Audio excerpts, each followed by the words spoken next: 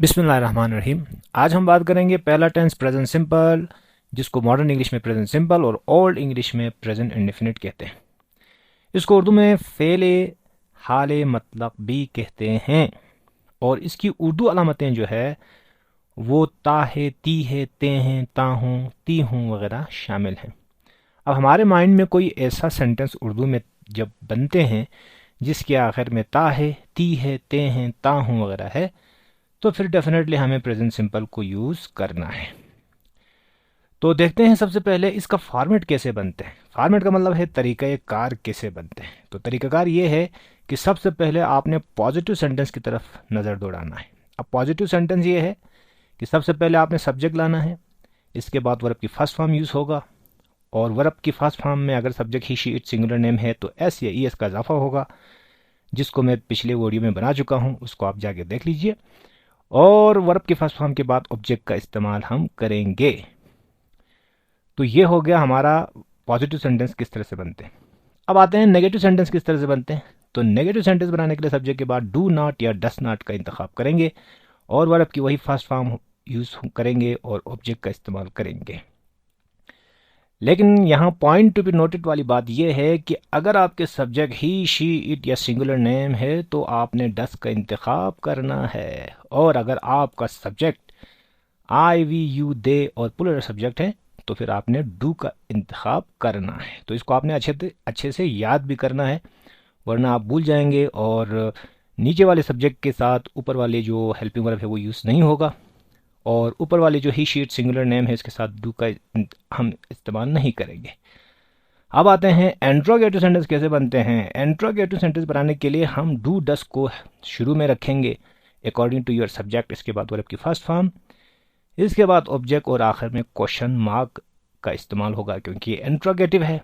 और फिर negative interrogative बनाने के लिए हम डू डस, इसके बाद वर्ब सब्जेक्ट इस्तेमाल होगा, इसके बाद वर्ब की फर्स्ट फॉर्म, इसके बाद ऑब्जेक्ट के साथ साथ क्वेश्चन मार्क का इस्तेमाल होगा।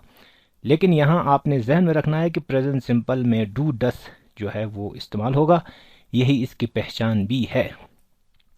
ऐसे स्टूडेंट्स जिन्हें नहीं पता कि डू नॉट और डस नॉट का कहाँ इस्तेमाल होता है, उनको चाहिए कि उसको अच्छे से इसको नोट कर लीजिए। और हाँ, दूसरी बात यह है कि अगर हम इस डू नॉट और डस नॉट को अगर मर्ज करके लिखना चाहें तो कुछ यूं होगा, यहाँ पे डू नॉट को हम डोंट लिखेंगे और पढ़ेंगे, डस नॉट को डजंट बोलेंगे और पढ़ेंगे। अब चलते हैं कुछ सेंटेंसेस की तरफ। तो एक सेंटेंस हमारे पास मौजूद है और यहाँ मैंने एक सेंटेंस लिया है, ही केचेस फिश, वो मछली पकड़ता है। अब इस ता है के आखिर में आप नोट कर सकते हैं वो मछली पकड़ता है के आखिर में ता है, तो ये प्रेजेंट सिंपल हो गया। इसका नेगेटिव बनाएंगे तो क्या होगा, जैसे कि आप देख सकते हैं कि नेगेटिव के लिए ही के साथ हम यूज़ करेंगे डस नॉट, और ही डस नॉट केच फिश।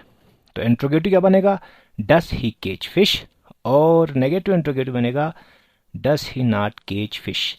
लेकिन इन तमाम बातों में आपने ये नोट ज़रूर किया होगा कि यहाँ सब्जेक्ट ही शी इट या सिंगुलर नेम होने और वर्ब के आखिर में सी एच एस एच होने की सूरत में ई एस का इस्तेमाल करते हैं, लेकिन सिर्फ और सिर्फ वो पॉजिटिव सेंटेंस पे। लेकिन आपने नोट किया होगा कि यहाँ नेगेटिव के अंदर सी एस के बाद कोई ई एस हमें नहीं दिख रहा, और यहाँ इंट्रोगेटिव में भी हमें नहीं दिख रहा, और यहाँ नेगेटिव इंट्रोगेटिव में भी हमें नहीं दिख रहा।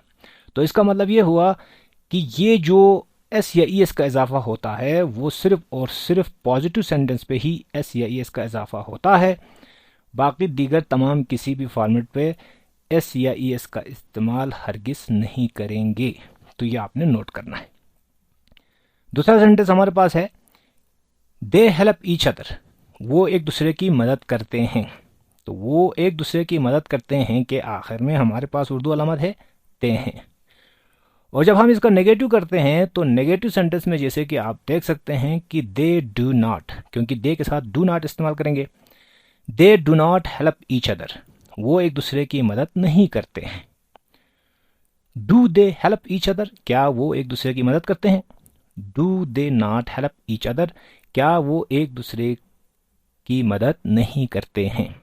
तो उम्मीद करता हूँ कि आपको ये आज का लेसन बिल्कुल समझ आ गई होगी और अब आगे जाके आपने ये जो सेंटेंसेस हैं इनका नेगेटिव इंट्रोगेटिव और नेगेटिव इंट्रोगेटिव बनाना है और बनाने के बाद मुझे कमेंट सेक्शन में बता दीजिएगा।